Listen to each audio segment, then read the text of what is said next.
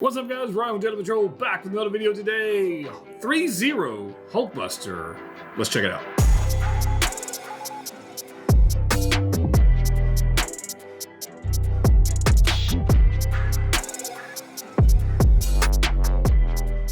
That's right, guys. We're back. Another video. So, ThreeZero Hulkbuster. It's a DLX line. For those who have not had the opportunity to have the Hot Toys 6-scale Hulkbuster, you may not, let's see how I'll put this, you may not appreciate the scale of it. It's freaking huge. In fact, if you want to see my review of it, I got mine way back when. I'll put a link up there for it if I remember to do so. But it is, in all categories, I guess, a figure, a beautiful figure, well done, massive, pricey.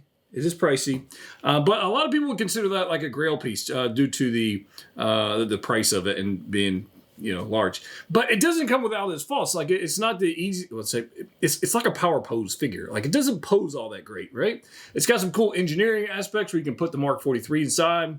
It definitely has shelf presence like crazy. It is beautiful, but it doesn't pose all that well. So. And a $1,200 price tag. So ThreeZero came out with this. We're going to do this DLX line, and it's a smaller scale, but it appears, based on like all the photos and everything, that this thing's going to pose very well, and a price point of around $250, which is way more attainable for the majority of collectors out there than a $1,200, $1,000, Hot Toys one. I'm curious to see how this one stacks up next to the Hot Toys one. Like, do I have a favorite? I'd be kind of curious to see that. And what kind of poses can we get out of this thing? What's it look like? And for $250, how awesome, can it be? But it does have some pretty cool features. I have not opened this. This is my first look at it, but it does have a pretty cool box. Got the Hulkbuster there. It's got this nice little window action. Right, nice little window action. Hulkbuster there on the side. Another Hulkbuster thing on the back. And it's a box. So let's just go ahead and open this guy up. So I got mine from Pop Collectibles if you want to check them out. I'm sure this guy's readily available in lots of places and will be shipping soon and all that kind of fun stuff. But you can definitely check them out if you want to grab one from them. All right, let's go ahead and get this thing out. The box is way smaller than the Hot Toys one, for sure. All right, so let's check this thing out. I do have... All right, who's that? Get over there. I do have several DLX figures from ThreeZero. I have the Bumblebee, Optimus Prime, and I have another one here somewhere in this room. Somewhere. There. I got a lot of progress going on. I actually have their MDLX, miniature Bumblebee figure. Like, it's super cute and super tiny, but he is like 5 inches tall, and just a really cool G1 Transformers, pretty cool piece, but it's way small. Different thing, obviously Transformers. All right, so what do we got in here? We got two trays, one tray. Woo, that was loud. That was loud. All right. So I've got another project going on with the 3D printer going, so stay tuned to the channel for that. I've got Razor Crest parts in here and just painting and airbrushes and all kinds of stuff going on. So what is actually... Oh, that's just like a support for the weight, I guess. All right, so it looks like we have a couple sets of hands, like 3 pair of hands, 2 on the figure and 2 in the packaging. And I don't know how much of this, if any, is die-cast. I think maybe the frame is die-cast. Maybe, I don't know. It's got that new car smell. Like, their paint applications, ThreeZero generally does a pretty good job with paint apps, and this is no different. It looks quite good. All right, we got it's in a bag. Okay, all right. All right. So I got a shoulder piece that's loose on mine. I don't know if it's broken or just has popped off. It appears like it doesn't look broken. Ooh, in there. Doesn't look broken. I think, yeah, it just pegged back on. And then the other one pegged off. All right, well, okay. All right. We'll be like that. Styrofoam pieces, get back on there. These just friction fit on. So pretty easy. All right. This guy is cute. He is so much smaller than the Hot Toys one. Well, I mean, it makes sense. It's $250 versus 1,000. All right, you go over there. All right, so let me talk about first impressions of this guy. The color on it is quite good. This deep candy red color. Let's see if I can get this in here for you guys. This deep candy red. It's quite good looking, I think. In my opinion, here. We'll do this. And yeah, I think it's pretty freaking sweet.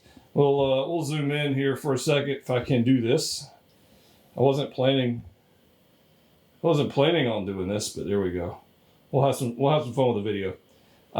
Anyways, what I was the red application here, the red paint is quite good. It's a very deep candy apple red. It's really quite nice. And then the gold, it's got some good weight to it too. The gold on it is nice. Now, the one thing I am noticing is that there is like 0 battle damage or weathering on this. Whereas the Hot Toys one is heavily battle damaged. Scratches, dents, all kinds of stuff. This one's like fresh, like when you first loaded it up to Veronica in the satellite. That's kind of what we're looking at here. It is quite, it's clean, I'll put it that way, right? So that I'm not saying it's good or bad, it just is what it is, right? So there's that. All right, let's go back over here and zoom back out and we'll do a thing. Okay. So, I guess I gotta click a button. Look at me over here clicking things. There we go. So my first impressions of it, honestly, is just the color is very vibrant.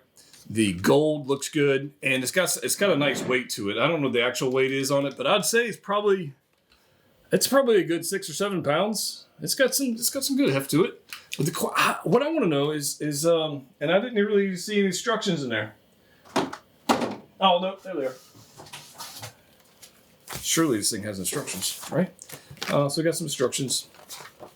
It looks like there's a lot of range of motion on this thing. So let's kind of play around with this for a minute. We'll see what we got. And just have some fun. So hands-wise, we've got fists. We've got some like repulsor hands, right? Some repulsor hands. And then just some open, relaxed hands, I guess, if you will. So we got a couple of those. We'll change those out. Let's see what we got going on. So we already noticed that shoulder part kind of came off. That kind of sucked, but we got it on there pretty easily. It went back on. This right here kind of moves around. That's kind of cool. Kind of dig that. Is there any? Oh yeah. Oh look.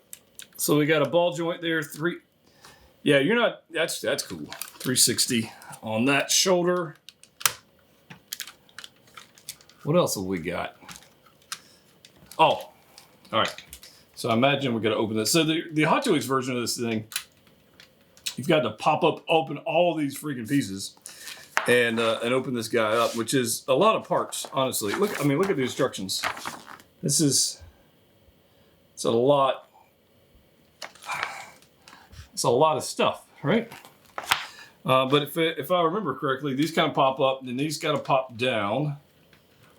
Maybe. Yeah, that's right. That goes up. Yeah, that's right. And then these got to open up this way. Come on, you can do it. There we go. That goes down. We're having fun. We're having fun. We got these guys that have got to pop up as well. Shoulder pieces are out of the way, so that's fine. Oh yeah. So, I do not have the Mark 43. You can get the Mark 43 DLX figure and rip its arms off and legs off and put them inside the bust or inside the cavity of this guy. I don't plan on doing that, so I didn't bother getting the Mark 43. Although it probably would look cool, but there's no There is no weathering. There's no detail, anything going on the inside. So you definitely, you're definitely losing a little bit of the real worldness, I guess, if you will, with this piece. Again, it's not good or bad. It just is brand new, like it's car fresh, right? Or factory fresh. So that's kind of interesting. So let's see what else we got. We got this guy going on here. That's kind of cool. These little panels open up. But I don't think I would even mess with that. Like, I'm not planning on putting the Mark 43 in there. So what I'm more or less interested in is the posability of it, right? That's kind of what I'm thinking of. There are some light up functions. I probably won't be messing with those either. But we're gonna close these up. Go there, close that up. You go there, get you back down here, get you back down there, close that up. And yeah, should be in good shape. Cool. All right, let's see what all the Hot Toys version has, like little to no like hip movement. So let's see what we can do with this guy. So legs wise, oh yeah, that's pretty stinking good. That's pretty stinking good. Like I like how. Let me show you this. See if I can do this. Oh, come on, get over there. So check out how this panel extends. I'll do this one, I guess. Check out how this knee part extends. It's just like the other the Transformers, right? So it goes there. There's one part, and then it goes, and then it extends there. So it's like a hidden knee in there. That's kind of neat. Kind of dig that. Dig it. Thigh swivels, not bad. Yeah. All right. I'm going to spend a minute with this thing, see what all it'll do, and I will be right back. All right, so I've been messing around with this for a minute, and the instructions, it has pretty good range of motion, but it's not like Iron Man range of motion. It's kind of similar. The other thing I noticed is I'm like touching around trying to feel like die-cast parts. So I don't know. There are no die-cast parts on the exterior of this piece, which lead me to believe that maybe if there is any die-cast, it's going to be like the internal structure of this guy.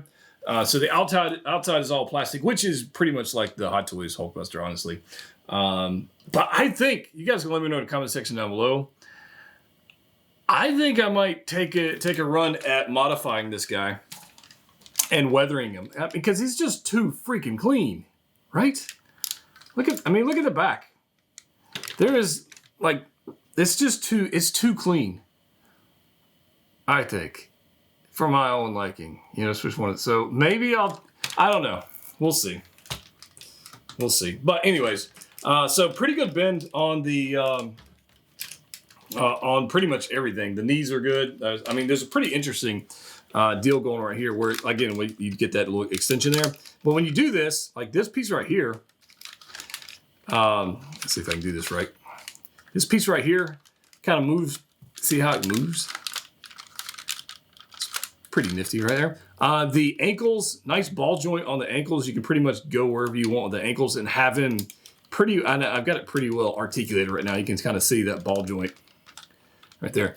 Pretty good range of motion there. We saw the double bend on the knee, so I don't really have issues with that. The ball joint up here at the top, and a pretty good swivel on the torso. I'm gonna try and throw him in a pose real quick. Let's see if we can't get this guy out of the way. So we're going to move the armor out of the way just like you would like any other 6-scale figure, honestly. Should have a little bit of a... There we go. We're going to be able to get that arm up there. Like, just the weight of the Hot Toys version of this would not really permit you to do anything crazy like this. So that's kind of cool that you can. Nice little bend. I think I'm going to throw a little bend in this one. Come on. There we go. Look at that bend. That's nice. I kind of like that.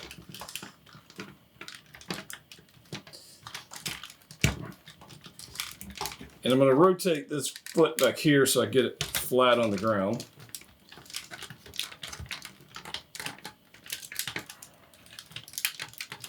And then this is actually pretty cool. So this is like, this kind of what I'm going for. Just something like a nice little power stance right here, right?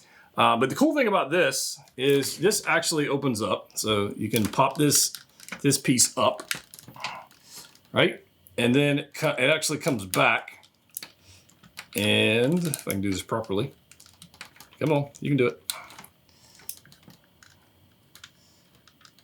I'm trying to do this upside down and backwards. There we go. All right, there it goes.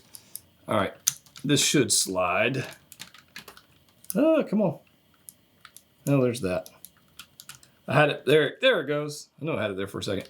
All right, so that slides up, and you've got nice little weapons array, right? So I think that's pretty cool as well. So if you didn't want to use like the repulsor blast, you could use this. But I think again, this section right here is just way too stinking clean for my liking. So I think, man, we may have to weather it. I have to go there. That's pretty stinking. And you couldn't do this with the Hot Toys Hulkbuster. I think that's pretty neat. And also, obviously, it takes up a lot less room. So there's that. There's a benefit for that as well. Yeah, I'm kind of having fun with this. Let's do another pose. Let's have some fun with this. Maybe can we do? I don't know what we're gonna end up with. Let's see. I did see a photo on like one of the promo photos. Was like a ground pound, but it wasn't all that impressive. Like, there we go. It wasn't, it still looked weird. And he didn't really do that in the film. So, I mean, I don't really want to mess with that. It looks, it's impressive that it can actually get close to that, but it doesn't look very good. All right, so pardon the wires, because I got my fusion reactors hooked up to it. But I knew somebody would ask, like, what's the size? What's the size difference? All right.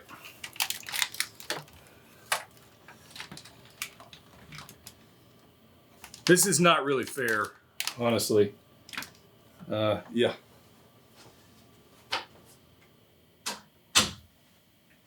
All right. So the interesting thing about this thing is it's freaking small compared to the Hulkbuster. All right. So let me see if I can't do this.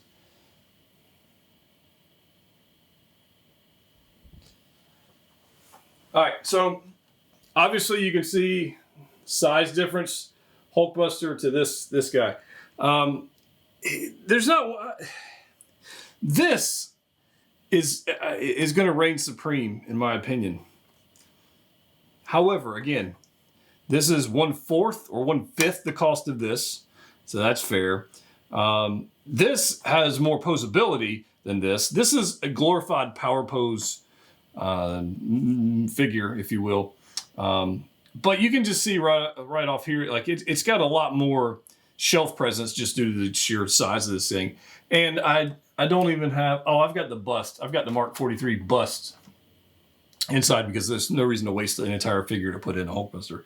You know, where this one wins, I think is going to be the range of motion, where Hot Toys here, you know, gave the engineering time, and they sacrificed range of motion and posability to be able to put a figure inside, where they just said, well, we're going to put a half a torso inside it and just said run with it and have some posability.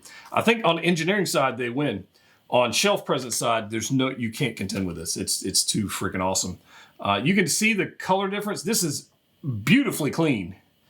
This one's been battling the Hulk. There's a vast difference between the two. That one's definitely a more vibrant red, where this one's got, it may have been that color at one time, but it's, you know, Hulk kind of messed him up. You got giant dents and stuff going on here.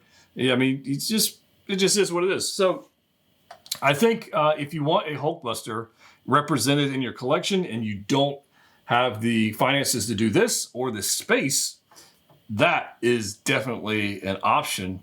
But I don't think you can kid yourself and say that like that's the same as this, or that's going to have the same impact as this. I think you would just be fooling yourself if you thought that. But yeah, I kind of dig these. They're both actually pretty cool. So here's the question that people might be asking is like, should you buy this? Or should you jump into this line? Like these are small figures, and this is the DLX line. And like I said, they go even smaller with this MDL. like look at the size of this guy. Look, it's so cute. he's freaking tiny, right? So there's that, and it doesn't even come up to. Anyways, so I would say if you don't have the space for this guy, I would pick up this guy. I would like to hear from you guys if you think I should weather this. I'm on the fence with that. I thought about giving it away, and then I thought about, well, what if I weathered it? You know, maybe I weathered it and give it away. I don't know. I don't know. We'll see how it goes. Maybe we'll figure that out. But I don't think I'm gonna jump like headfirst into this line because I like my 6-scale Iron Man figures a lot, and I like the posability. I like that scale. But this would be a cool companion piece to put on my desk at work, and not worry about this guy or somebody coming messing with this guy, because this one's obviously going to attract a lot of attention. I think this one would too. But I wouldn't worry about like somebody coming in my office and like just messing around and posing this. I would be okay with that. I don't think I'd be too afraid of like them breaking or something like that. I thought it would be a little heavier. I thought it'd be some more die-cast pieces. There are none that I can tell, again, like I said earlier, except for the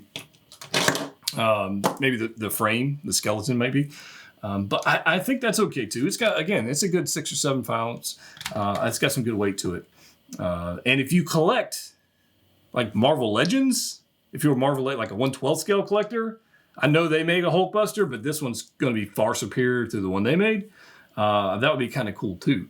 So I happen to know a very avid Marvel Legends collector, and I might get his take on what he thinks of this thing as well, because he also has all of the different versions they've done. So we may do that. But I'd love to hear from you guys. Let me know in the comment section down below what your thoughts on this thing are. I didn't want to do a full blown out, review on this thing, but I kind of wanted to just give you my first impressions of it, messing with it, and get your feedback on whether I should weather it or not, and maybe make it look a little bit more like that, like he's had a run-in with Hulk. So let me know your thoughts on that, and let me know what you think of this guy.